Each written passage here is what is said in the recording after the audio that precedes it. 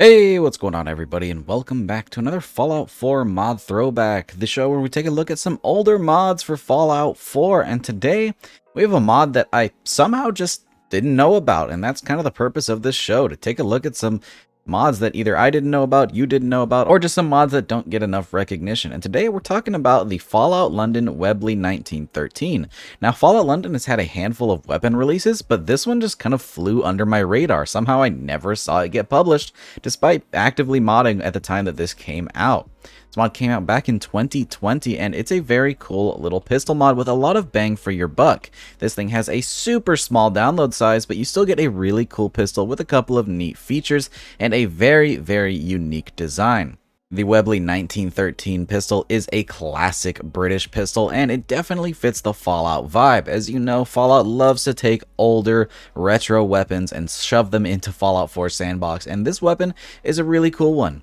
I think given its profile, it makes a really cool alternative to a modern Glock by having that same boxy figure, but still being a nice retro weapon that's definitely very lore friendly. While Glock was a manufacturer in Fallout, I think this definitely fits the style of Fallout a lot more. There's a difference between lore friendly and fitting the style for sure, and I definitely think that this gun fits Fallout style. Now then, let's hop in game and talk about stats and some of the really cool features with this mod, as it is pretty unique. For starters, as always, we need to talk about the stats of this weapon. First of all, we can get a good look at the model here in the stats section, and as you can see, this thing has a very, very unique profile, one that I enjoy a whole lot. This thing has a base damage of 30 in semi-automatic, uses 45 caliber rounds, has a fire rate of 66, a range of 119, an accuracy of 61, a weight of 3.2 pounds, and a value of 170 caps. In that regard, it's a pretty standard pistol. And overall, it functions very nicely. This thing does use the base deliverer animations, but of course you could download alternate deliverer animations so that you can have this have its own unique reload, which is really, really cool. There's actually something special about that we can talk about later that is pretty interesting. Additionally, this weapon does come with its own custom sound effects as well, and it is added to the leveled list, and you'll be able to find it on Gunners and Raiders after level 10, as well as on vendors so you can purchase one for yourself. Now, like I said, this does use the vanilla deliverer animations, but it does have its own custom sound, so I do want to show that off for just a second.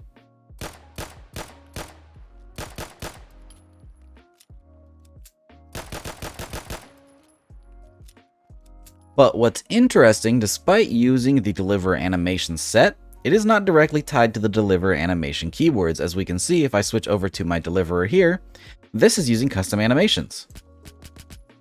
Yet the 1913 is not. So if you do want to download custom animations for this thing, you absolutely can, but it's going to require just a teensy bit of CK work. All you have to do is switch out the animation keywords and it should work just fine. Alternatively, you can go the route that the original authors did and give this thing its own animation keyword and have it have different animations from your deliverer, which is pretty neat, and it helps the weapon feel unique. So that is a pretty interesting idea to keep the animations separate for this mod. Now then, of course, we do need to talk about the attachments available for this weapon. Sadly, the weapon is a little bit bare bones in the attachment department. You do get just about everything you need to make this weapon perform how you want it to, but when it comes to cosmetics, it's pretty standard. For starters, we do have the receiver section where we have standard up through advanced. It is only available in semi-auto. Advanced is going to give you a maximum damage of 52 compared to the standard of 30. Keeping in mind that my character has no perks, these are the standard damages of the weapon. For barrels, we do have no barrel options despite there being a barrel category. For grips, same story, no grip options, but there is a grip category. And the same is true for the magazine. It is a shame. I would like to see some different barrel and grip alternatives, though I do understand this is an older weapon and they probably didn't have a ton of alternatives to reference. But in terms of the magazine, it would have been nice to at least see an extended mag or maybe even a quick eject version, kind of like what we're used to in the vanilla game and with most mods, just so that we could have some faster reloads or some more bullets, especially keeping in mind this thing only has 7 bullets per magazine, so its mag size is pretty small. Then for iron sights, we do have some pretty interesting options. We get to start by checking out the rear sights. We have the standard rear iron sights, the rear glow sights, which do have 2 little glowing dots there at the rear. We also have a reflex sight with a circle reticle and a reflex sight with a dot reticle.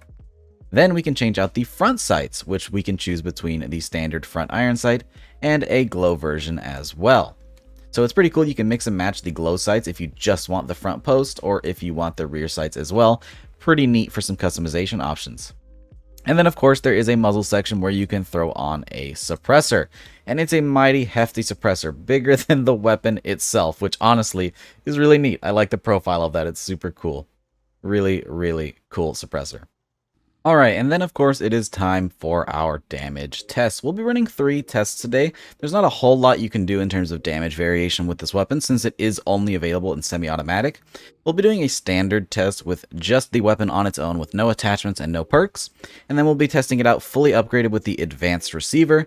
And then we'll be testing out a fully upgraded advanced receiver as well as maximum gunslinger perks so you can see how this weapon would perform on a late game character. Now then, let's go ahead and get started. Standard pistol. The worst part about this test is going to be that magazine size for sure. No matter what, it's always going to have 7 bullets in the magazine, so let's see how this thing does. Honestly, not too bad so far. 2 mags in and halfway through the Deathclaw's health. And 1 more should do it.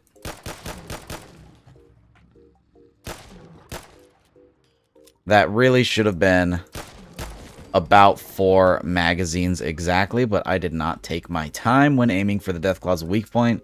Whenever he staggered there, I just kind of fired rapidly. So around 4 magazines in roughly 28 to 30 bullets, you should be able to put down a Deathclaw with this weapon, which is pretty decent in terms of ammo consumption, though again, the constant reloading is going to be a hassle.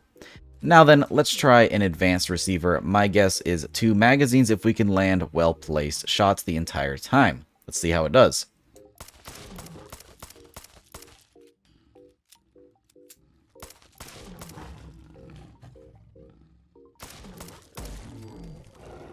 And believe it or not, we got it in less than 2 magazines by 1 bullet.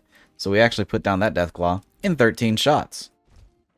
And now we need to see what this thing can do with the maximum gunslinger perk. Same as before, aiming for the Deathclaw's weak point. Let's see how this pistol does.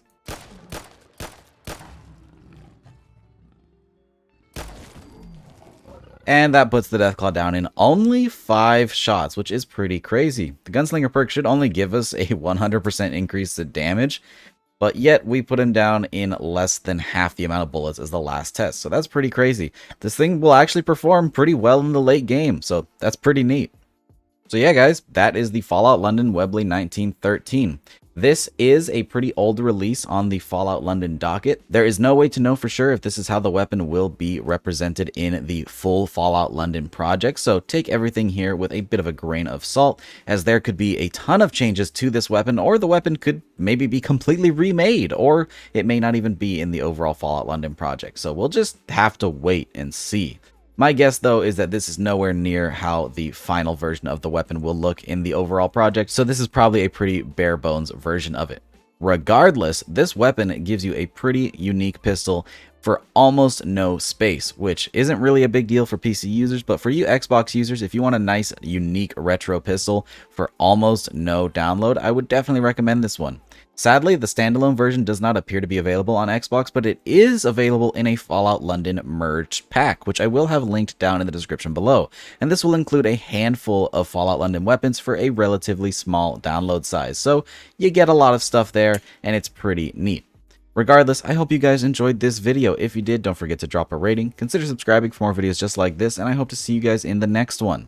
Big shout out as always to my patrons for supporting every single video and all the work that I do. You guys are awesome. And a special thank you to Helljumper2077, Indecisive Wolf, Jackie Noid, and Youth RC for contributing that tier 3 Patreon membership. You guys are amazing and so generous, and I don't deserve all of your support. If you want to check out the Patreon, it's linked down in the description below, but it is completely optional. Thanks again for watching, and I hope to see you guys in the next video. Peace!